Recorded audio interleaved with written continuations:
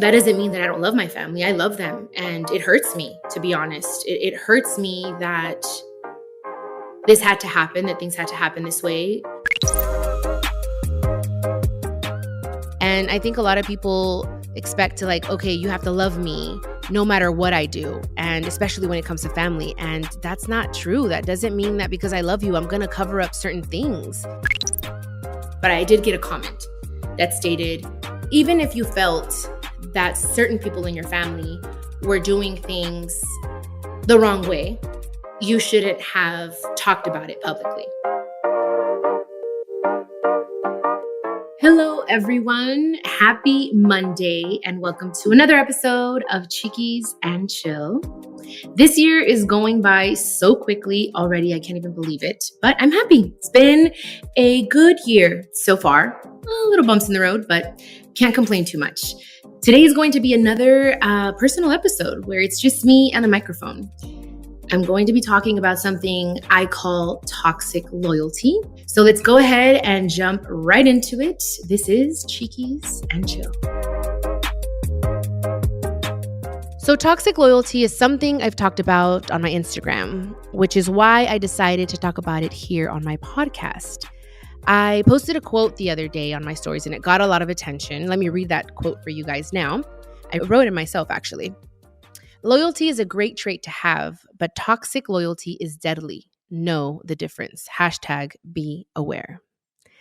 With that being said, you guys, I thought it was important for us to talk about it because I got a lot of questions in my DM about toxic loyalty and not knowing the difference. Or what is toxic loyalty? And I'm like, oh my goodness, I guess it's something that I don't know where I heard it or I made it up, but it exists and it's very real, you guys. So I think we were all raised, especially if you're Latin, to be loyal to your family no matter what, to be a loyal person no matter what.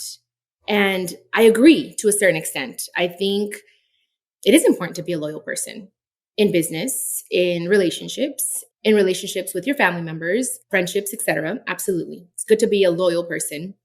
And I think that's a beautiful trait to have. What I don't agree with is being loyal to a fault, which means toxic loyalty. I think also I was raised kind of like blood is thicker than water. And I've learned throughout the years that, yes, you were born into a certain family. And yes, you have people in the world that have the same blood running through their veins like you do, which is called family. But I also feel and I believe that you can have friends that become family members, that you weren't necessarily born in their family and vice versa, but you consider them family members. You might even be closer to some of them than you are to your own family members. So toxic loyalty is when you are given no other choice but to be loyal, even if you know that certain things are being done incorrectly or against your own values and morals. And you are forced to either stay quiet or not give your opinion or stand next to them, even when you know that they are wrong. It could be a family member. It could be in a relationship. It could be with friends. It could be in any type of relationship that you have. And I have learned to, first of all, know when it's toxic loyalty and when I need to cut it. Because for so long, I said yes to people and I would say no to myself. I would say yes to maybe certain things I didn't want to do, that I didn't feel comfortable with, because I didn't want them to be disappointed in me, or I didn't want them to be upset with me. And I would be like, okay, I would feel forced, como que doblaba la mano, to make other people happy. And I would find myself at night and by myself and lonely in those moments when I was just by myself. I would feel not satisfied. I would feel sad.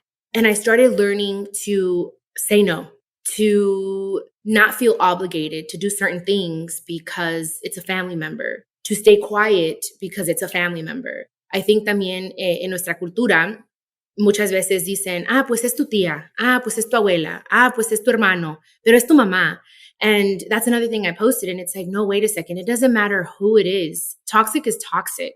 And if they're not making you feel peace in your heart and in your mind, and the relationship isn't being reciprocated, like they're not giving what you give, then it's time for you to make a decision, because it's going to make you sick. It's going to make you unhappy. And I decided last year that I am going to stop trying to hold on to relationships just because we have the same blood flowing through our veins, just because we have years of friendship, like 10 plus years. If we are not on the same page, on the same frequency, and if you're not giving what I'm giving, if you're not trying like I'm trying, it doesn't matter who you are, I have to say bye. And that doesn't mean I stop loving you. That doesn't mean that I don't wish you well. I still wish you well. But for my mental health, for my emotional health, I have to love you from afar. And sometimes that's hard to do and it hurts a little bit. I'm not saying it's going to be easy. It's easier said than done. But sometimes it's okay to love people from afar for a little bit, to put things back into perspective, to reflect, to analyze the situation, and to see what changes you can also make to better that relationship. Or sometimes you don't even have to better that relationship. Sometimes, it can be a goodbye forever and wish them well from afar. The reason I want to talk about this is because, as you guys know, just recently, a few weeks back, we had this little issue in our family. And I think all families have problems. Fortunately or unfortunately, myself and my family, we're in the limelight. So these things come out publicly. Do I wish they wouldn't? Absolutely. I wish that there were certain things that didn't have to come out in public and we can deal with these things in private. That has always been my biggest wish. And I have always wished for my family, because they are very talented. I have a very talented family. I admire, honestly, my grandpa for coming to this country with, I believe, 60 cents or $60 in his pocket. I don't exactly remember if it was 60 cents or $60, but it was 60 something. Regardless, that's all he had in his pocket when he brought my grandma and my two uncles, and my grandma was pregnant by my mom, to this country. And I admire his hustle. I admire his work ethic. He showed me to work and he showed my mom, and it all trickled down to me. So to us. So there are a lot of things that I love about my family that I admire. There are so many talented people in my family, my cousins as well, that sing, that play sports. And I wish that we could be different, that things could be different. But unfortunately, that's not the case. It is what it is. And I've learned to accept that I'm okay with being away and living some time, or maybe the rest of my life, away from certain people in my family, because it was making me sick. And it came to a point where I had to just be vocal and stand for what I believe in, because that's what I'm all about. There are certain things I don't have to say. There are a lot of things that I don't have to say, but I share certain things with you guys so that I can help you, hopefully, so you won't make the same mistakes I've made or we've made. That doesn't mean that I don't love my family. I love them. And it hurts me, to be honest. It hurts me that this had to happen, that things had to happen this way. It hurts me to see certain things on social media and how certain people express themselves about certain people in my family. Believe it or not, sí me duele, me cala. And sometimes I'd rather not even see those things, because I'm not a person that's like, oh yeah, you deserve that. Or no, I don't wish bad upon anybody. And I still love them. And that brings me to a quote that I found that I want to share with you guys. Here we go. I love you, but I'm upset with you is one of the most freeing, important things you can say in a stable and healthy relationship. It's okay to love someone and be hurt and decide to stay away. That, I think, makes you a very mature person, to be able to say, I love you, but maybe I don't like you. Because that's possible, guys. You can love someone and not necessarily like their characteristics or like what they're about, but still love them. I've always been this way since I can remember. Even with my mom, there were certain things that she would do that I wouldn't agree with. And I'd be like, Mom, I'm sorry. Like, I don't think that's right. And we would kind of argue about it. But it's kind of like, and she would say, well, I'm your mother and you have to kind of agree with me. And I'm like, well, this is why individuality exists, because I am my own person and you are your own person and I have the right to my opinion. That doesn't mean I love you any less. That doesn't mean that I see you any different. It's just, I don't necessarily agree. And I think it's okay. It's always the way you deliver your message and the way that you express yourself that makes the biggest difference. Because I think, well, growing up for me, it was be quiet and listen. You know what I mean? Don't even disagree with me. It's like you shouldn't have an opinion. What I'm saying goes and that's it. And that's something that I want to change with my siblings, with my future children, is if you have an opinion and if you are not okay with the way I'm doing certain things, maybe I'll get a little upset, but I want you to feel free to tell me, text me it. Tell me, you know what, I don't agree with that. That hurt my feelings. I think that's so important because, again, those are toxic traits that trickle down to generation. And we should be able to express ourselves and say and be okay with being honest and saying, no, I'm not okay. I don't feel peace with that right now. I don't feel peace with making that decision right now just because you are X person. If it doesn't feel right in my heart, then I'm not going to do it. So again, that quote is, I love you, but I'm upset with you, is one of the most freeing, important things you can say in a stable and healthy relationship. That's one. This is another. Daring to set boundaries is about having the courage to love ourselves even when we risk disappointing others. Again, not everyone is going to agree.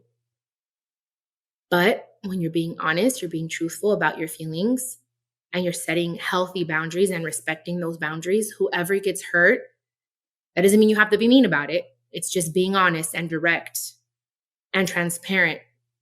I think that makes the biggest difference. They'll be upset for a little bit, but they'll learn to respect you. And I think that's what happened, to be honest.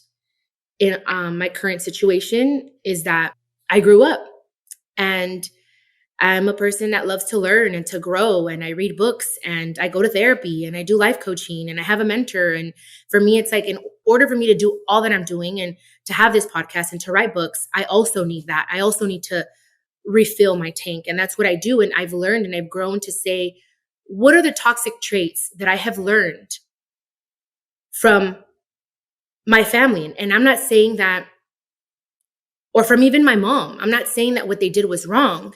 Maybe they didn't know any different. Maybe that's what they were taught when they were young. They didn't know. But because I've gone through therapy for so many years, it has, I don't know, turned on a light bulb in my mind to say, I want to break generational curses.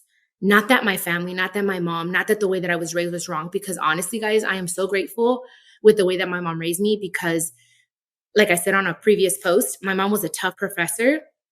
But because she was so tough, I learned so much and I'm so strong. But there are also certain things that I want to do different when I have my children, that I did different with my siblings, raising them.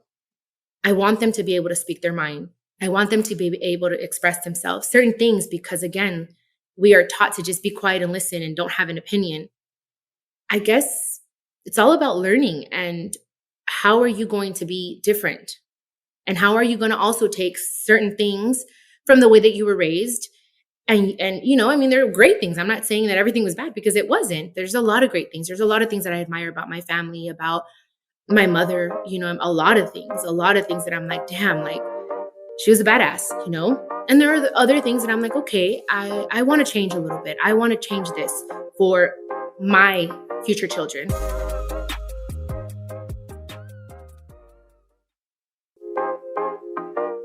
I think a lot of people expect to like, okay, you have to love me no matter what I do. And especially when it comes to family. And that's not true. That doesn't mean that because I love you, I'm going to cover up certain things. For instance, like this whole thing that just recently happened with my family, I stayed quiet. We stayed quiet for a very long time until a point came that said, I can no longer stay quiet. I can no longer cover up for you.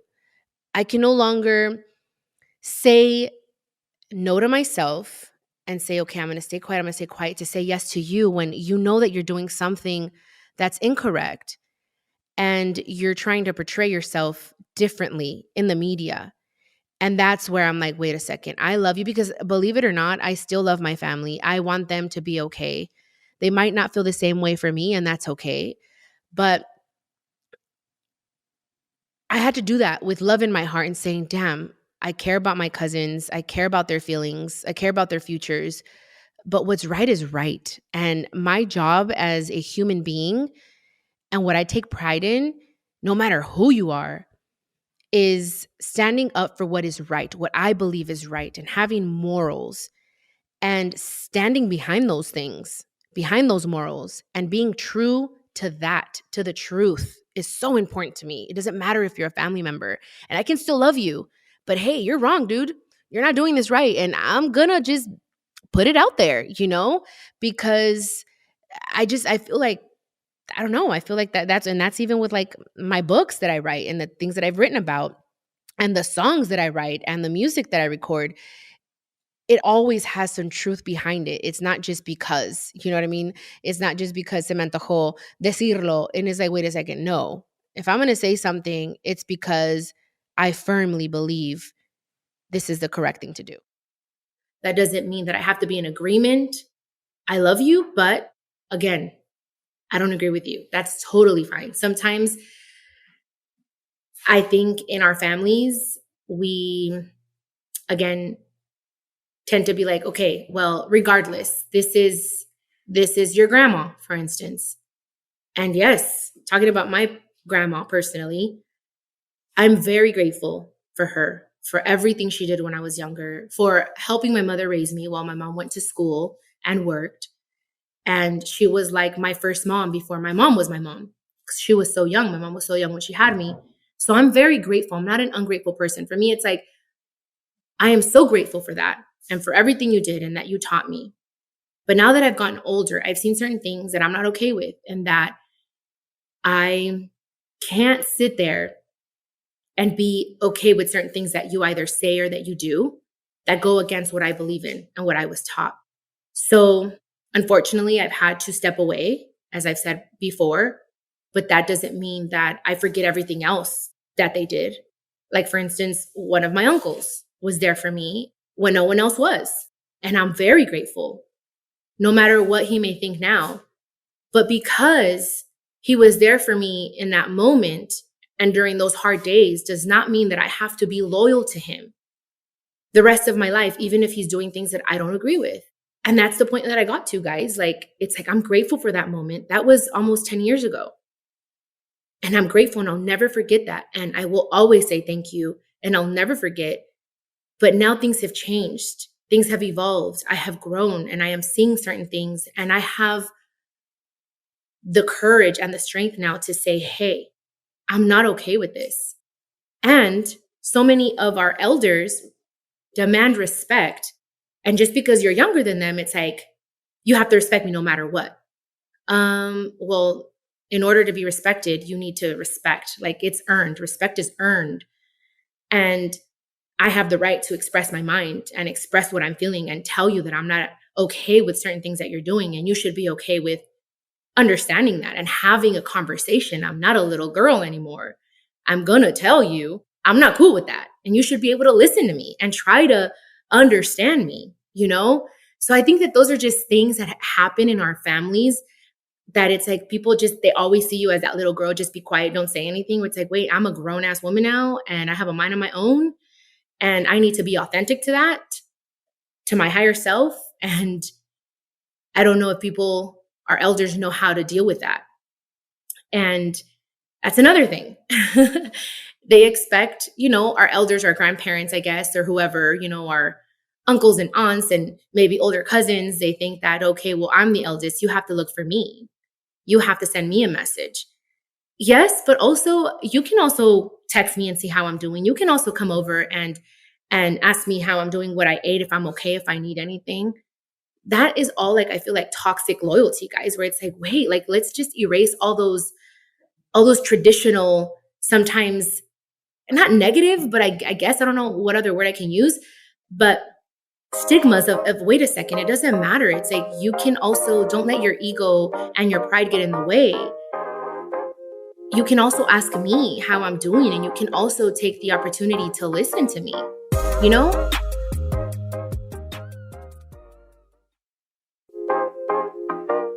So anyways, I didn't have any notes for this. I didn't have any bullet points for any of this conversation. I just said, I'm going to open up the mic and I'm going to talk to you guys and that's what I'm doing. So I hope I can help you guys out with any doubts or questions that you guys may have in regards to relationships, family or non-family members, in regards to loyalty. And now that I've explained toxic loyalty, because a lot of people asked me that through my DMs, what is toxic loyalty? What do you mean? I wanted to take the time to explain that to you guys. And this is what I love about my podcast, that I could just talk to you guys about anything and everything. And I have this space to explain certain things in a way that I haven't been able to, so I'm so grateful for my podcast. And without getting into too much detail, because I don't want to talk about this subject too much, but in order to help others, I think it's important to be honest and to share certain things. So I'm not going to name anybody. I don't think it's necessary, but I have gotten certain, maybe not a lot actually, but I did get a comment that stated, even if you felt that certain people in your family were doing things the wrong way, you shouldn't have talked about it publicly because they're your family and because no matter what they do, you should forgive them. I have a whole book, you guys, on forgiveness. I am 100% a believer in forgiving. Some people say forgive and forget. I don't believe that. I feel that you should forgive, not necessarily forget. But if you feel that someone isn't necessarily sorry for what they did, you still can forgive. I chose to forgive my father for sexually abusing me without ever saying and admitting to it or apologizing. I said, I'm going to forgive you to liberate myself from that burden and not carry that the rest of my life. But if someone is doing something that is not okay, especially in your family, and you're supposed to just stay quiet because they're your X, Y, or Z in your family, like defend what you feel is right, no matter who the person is. If you feel this is right, and in your heart you feel that it's right and you have peace with that, you defend it, no matter who it is. And that's where I came. Like this literally just happened less than 2 years ago when I said, I don't care who it is. If they are not bringing peace to my life and they're not giving me the same respect, the same love, I don't care who it is. I can't have that person in my life. I just can't, because I hit rock bottom. And I think I've shared this with you guys before, where I was really depressed for a little bit, like for 3 months. And it had to do with everything going on in my family. And I was just like, what the heck? And so many things happened and came to light for me during that time of depression, during the time of darkness. I saw so many things clearly that I said, oh my goodness, like if I don't do this now, if I don't create my boundaries and be very firm with what I'm okay with and what I'm not okay with, I'm going to live with this for the rest of my life. I have to make a change. And this is where this happened. And this is where I decided I need to stand for what is right and defend what is right. Even with my siblings, I tell them when there's something that I'm not okay with, I tell them, hey, I don't like how you talk to your sister. Maybe you should apologize. Honesty is the best policy, guys. It's all about how you deliver your message and you tell the person, you know what, I don't agree with that. But if you just let it slide because you don't want to upset the person and because, again, toxic loyalty, and it's like, you know what, no me voy a meter, no voy a decir nada, that's not okay in my book. Thank you guys so much for listening to this episode. The whole idea behind me sharing my story is to help someone out there. So I hope I did just that from the bottom of my heart. I really do. And before we go, you guys know that I always end my episodes with a motivational quote. And this one has a lot to do with what is going on, what we're talking about. So here it is. When a toxic person can no longer control you, they will try to control how others see you. The misinformation will feel unfair, but stay above it, trusting that other people will eventually see the truth just like you did. And with that being said, guys, have a wonderful rest of your week. Again, thank you so much for listening, and I will see you guys here next week. Los quiero mucho. Besitos. This is a production of iHeartRadio and My Cultura Podcast Network. Follow us on Instagram at My Cultura Podcasts and follow me, Chiquis, that's CHIQUIS. For more podcasts from iHeart, visit the iHeartRadio app, Apple Podcasts, or wherever you listen to your favorite shows.